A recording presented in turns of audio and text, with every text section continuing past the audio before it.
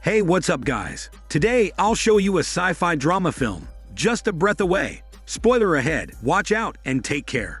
The movie begins to introduce a concerned but beardy father named Matthew, searching for a cure in Canada for his sealed daughter, Sarah. Sarah was born with a rare genetic disease named Severe Combined Immunodeficiency, or Stimberger syndrome.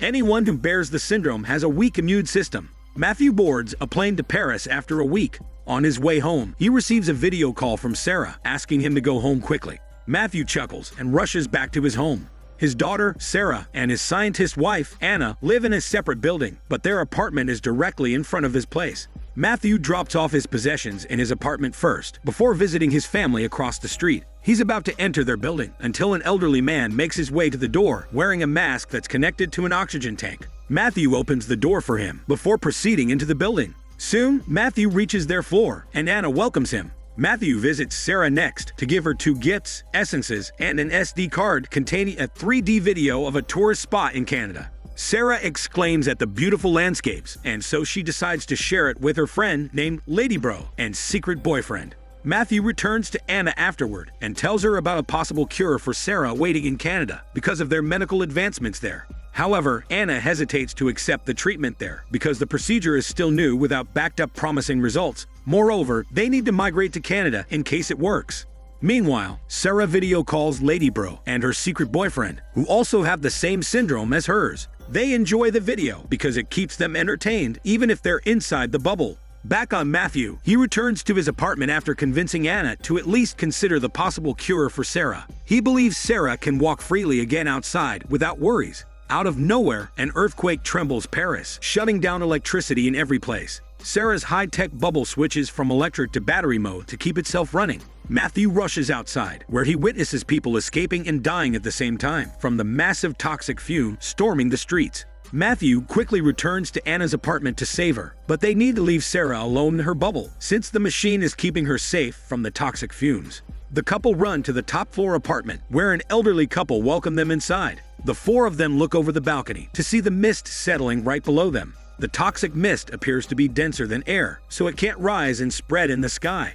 The couple contacts Sarah through a walkie-talkie radio, and fortunately, Sarah is safe within the bubble. Somewhat later, the bubble's battery goes down to 4 bars. Matthew and Anna then realize the bubble won't last overnight. Consequently, Matthew needs to steal the oxygen from the elderly man living right below them. For sure, the elderly man is dead from the mist, so nobody can use it anymore. He first holds his breath before diving into the toxic mist. He climbs off the window next and descends right below the top floor. Then he breaks into the elderly man's apartment, grabs the oxygen tank, takes the mask off the elderly man, and then secures the mask on his own face. He also gathers food supplies from the place for Sarah. While gathering the supplies, he discovers a healthy puppy running freely in the corridor, whereas its mother is lying dead in a bedroom.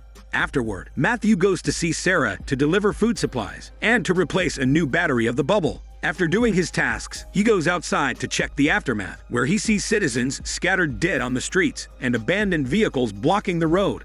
He also encounters a couple of soldiers leading a group of survivors who are all equipped with gas masks and tanks. One of the soldiers sees Matthew standing alone, so he invites him to join their journey on the way to Montmartre, a place where the mist can't reach them. Sadly, Matthew rejects the offer because his family is still at home. Fortunately, the soldier generously gives him 2 tanks and masks before returning to the leaving group. Matthew eventually goes back to the apartment. Anna and Sarah worry about him because he has taken so long to return. Matthew apologizes for making them worry. He then briefs Anna of the devastating deaths in the city and the group of survivors traveling to Montmartre. An hour later, Matthew notices the mist is rising from time to time, meaning they can't stay longer in the apartment. At night, the old man lends his radio to Matthew and Anna to keep them updated with the news. However, the radio is broken, and so the old man insists on fixing it by himself. A few moments later, he gives up so he can finally sleep with his old wife in their bedroom. Meanwhile, Anna can't sleep, so she decides to fix the radio by herself. However, her tools are in their apartment, so she goes out of the top floor and grabs her kit. She then visits Sarah, who's sleeping peacefully in her bubble. The following day, Anna successfully fixes the radio, where they hear a national announcement to stay indoors and secure all open spaces to prevent the mist from entering their houses. Afterward, they hear an explosion, and so the couple climb over the rooftop to see where it's coming from. Across the horizon, they see survivors rallying and rioting at Montmartre. Afterward, they return to the apartment. They decide to move to Lady Bro's house, since she lives on the hills, and Sarah can stay temporarily in her bubble. It's a perfect place to avoid the mist, but they need a suit for Sarah, since the mist is toxic. Anna remembers a bodysuit in her laboratory, which is perfect for Sarah. Before they leave, Sarah requests her parents to save her secret boyfriend, who lives nearby and is currently left alone in his bubble by his parents. At first, the parents refuse to do it because they only have a limited air supply, but Sarah makes them realize that if it's her in the boyfriend's position, they would immediately risk everything to save her. Soon, Anna and her husband venture together outside to save Sarah's boyfriend, but their initial plan is suspended because a street dog violently chases after them. During the chase, Matthew fails to recognize the street due to the thick mist, so he falls off the bridge and drops into the Seine River. Meanwhile, Anna continues to run and enters a bus to lock the dog inside. Afterward, she exits the bus through a window and then proceeds to run back to the laboratory. Meanwhile, Matthew resurfaces safely on the ground. He replaces his wet jacket with a coat from a corpse. He then notices a hazmat suit worn by medical staff stuck inside a car. However, he doesn't bother to get it since Anna anticipates his safe return to the laboratory. The couple reunite in no time, and together they enter the lab and climb to the floor where the suit is located. En route, they encounter a fire in one of the rooms, but they ignore it as they venture deep into the corridor. Soon, they obtain the suit kept in a suitcase. Afterward, they leave the floor through a door, when suddenly, an explosion blows up in front of them, throwing them at the wall. The explosion originates from the fire they ignored earlier. Unfortunately, the blast injures Matthew and also damages the tube that connects his mask to the tank. The unexpected inconvenience forces them to share one mask and tank as they climb to the top floor. At the top floor, Anna immediately treats Matthew's wounds. Afterward, they're ready to go back until they see the tank is nearly empty, meaning it's not enough for them to use it simultaneously. Matthew then offers to stay behind, while Anna uses the tank alone to bring home the suit. Before splitting up, the couple declare their love to each other, reminding themselves that they're grateful to be together. Next, they press their lips together as a sign of their devotion. They soon separate ways to do their tasks. Matthew utilizes the rooftops to cross the neighborhood. During his solo Parker trip, he finds a campsite in a parking lot filled with food supplies and a pair of tank and mask. He knows the owner puts up a bloody warning at the entrance, but Matthew needs to go back with the mask and tank, so he steals them. Unfortunately, the owner is a city cop who has recently come back after hoarding more supplies. Matthew doesn't want to return the equipment, so he throws himself into the toxic mist and drags the cop with him. The cop dies after inhaling the toxic, while Matthew successfully obtains the equipment. Shortly after, Matthew resumes his journey back home.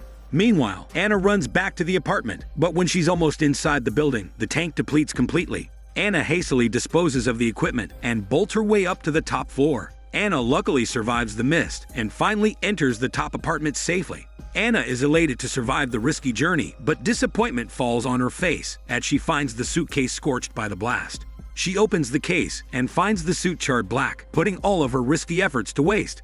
Anna forcefully composes herself while waiting for Matthew's return. On her phone, a notification prompts on her screen, reminding her that the bubble is about to shut down in 10 minutes because its battery is nearly drained. Anna panics because she has no equipment to use, but she prioritizes Sarah's safety over hers. Therefore, she decides to go down, but without the equipment this time. Before she descends, Sarah unexpectedly asks her what love feels like, and Anna senses her daughter is subtly pertaining to her secret boyfriend. Anna sets aside her worry to give an honest and genuine answer to Sarah. She encourages her daughter to love because it's her right to feel loved, and it gives them hope to fight for their lives together, enduring the battles in life until the end of times. A few minutes have passed, and Sarah's bubbles shut down. The mist slowly enters the bubble through a vent. Anna arrives maskless, but she quickly plugs the battery into a power bank to restart the bubble. The bubble reactivates, which quickly filters out the mist out of the machine. Anna presses her hand on bubble to appear that she's holding Sarah's hand. Sarah appreciates the gesture, but she immediately asks her mother to go back. Anna nods and does what she needs to do. Meanwhile, Matthew arrives in the apartment right after Anna leaves the room. Sarah hurries him to check on her mother because she charged her bubble without a mask. Matthew quickly leaves the apartment and runs upstairs.